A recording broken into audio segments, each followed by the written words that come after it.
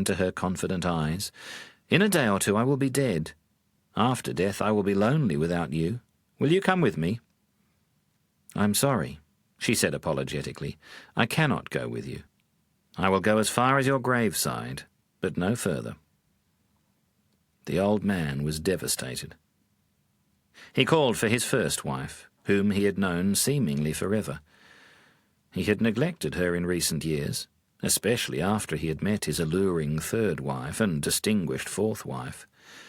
But it was this first wife who was really important to him, working quietly behind the scenes. He felt ashamed when he saw her come in ill-dressed and very thin. "Dearest," he said imploringly, "in a day or two I will be dead. After death I will be lonely without you. Will you come with me?"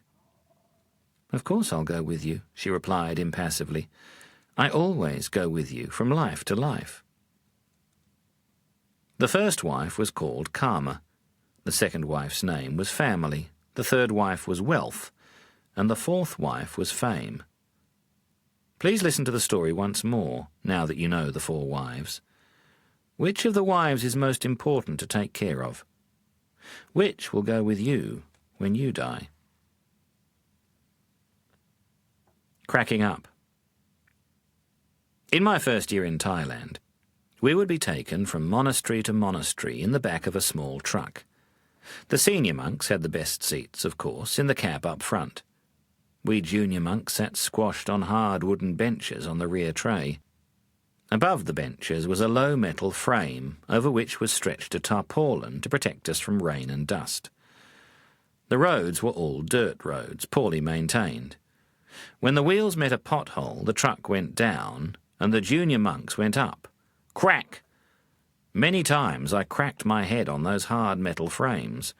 Moreover, being a bald-headed monk, I had no padding to cushion the blow. I swore every time I hit my head, in English, of course, so the Thai monks couldn't understand. But when the Thai monks hit their heads, they only laughed. I couldn't figure it out. How can you laugh when you hit your head so painfully hard? Perhaps, I considered, those Thai monks had already hit their heads too many times, and there had been some permanent damage. Because I used to be a scientist, I decided to do an experiment. I resolved to laugh, like the Thai monks, the next time I cracked my head, just to see what it was like. You know what I discovered? I found out that if you laugh when you hit your head, it hurts much less. Laughter releases endorphins into your bloodstream, which are nature's painkillers. It also enhances your immune system to fight off any infections. So it helps to laugh when you feel pain. If you still don't believe me, then try it the next time you hit your head. The experience taught me that when life is painful, it hurts less when you see the funny side and manage a laugh. The worm and his lovely pile of dung. Some people simply don't want to be free from trouble. If they haven't got enough problems of their own to worry about, then they tune into the television soapies to worry about fictional characters' problems. Many take anxiety to be stimulating. They regard what is suffering to be good fun.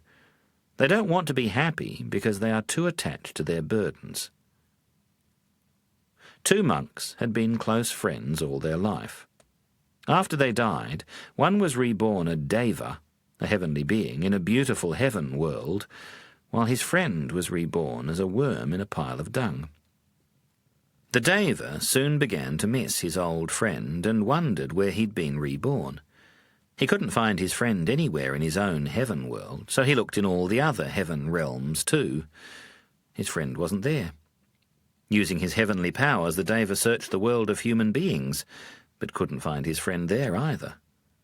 Surely, he thought, his friend wouldn't have taken rebirth in the animal realm, but he checked there just in case. Still, there was no sign of his friend from the previous life. So next, the deva searched the world of what we call the creepy crawlies, and to his great surprise, there he found his friend reborn as a worm in a disgusting pile of stinking dung. The bonds of friendship are so strong that they often outlast death. The deva felt he had to rescue his old companion from such an unfortunate rebirth, no matter what karma had led to it. So the Deva appeared in front of the foul pile of dung and called out, "Hey, worm, do you remember me? We were monks together in our past life, and you were my best friend. Whereas I've been reborn in a most delightful heaven world, you've been reborn in this revolting pile of cow shit. Don't be worried, though, because I can take you to heaven with me. Come on, old friend." "Hang on a moment," said the worm. "What's so great about this heaven world you are twittering on about? I'm very happy here with my fragrant, delicious pile of delectable dung, thank you very much." "You don't understand," said the Deva, and he gave the worm a brilliant description of the delights and pleasures of heaven. "Is there any dung up there, then?" asked the worm, getting to the point. "Of course not," sniffed the Deva. "Then I ain't going," replied the worm firmly. "Nick off." And the worm burrowed into the centre of the dung pile. The Deva thought that if only the worm could see heaven for himself, then he would understand. So the Deva held his nose and thrust his soft hand into the repulsive pile of dung, searching for the worm. He found him and began to pull him out. "Hey! Leave me alone!" screamed the worm. "Help! Mayday! I'm being worm-napped!" And the little slippery worm wriggled and squirmed till he got free. Then he dived back into the dung pile to hide. The kind Deva plunged his fingers into the stinking feces again, found the worm and tried once more to pull him out.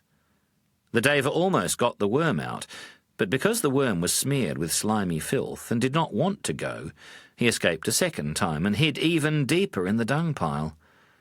108 times the Deva tried to lead the poor worm out from his miserable dung pile, but the worm was so attached to his lovely pile of dung that he always wriggled back.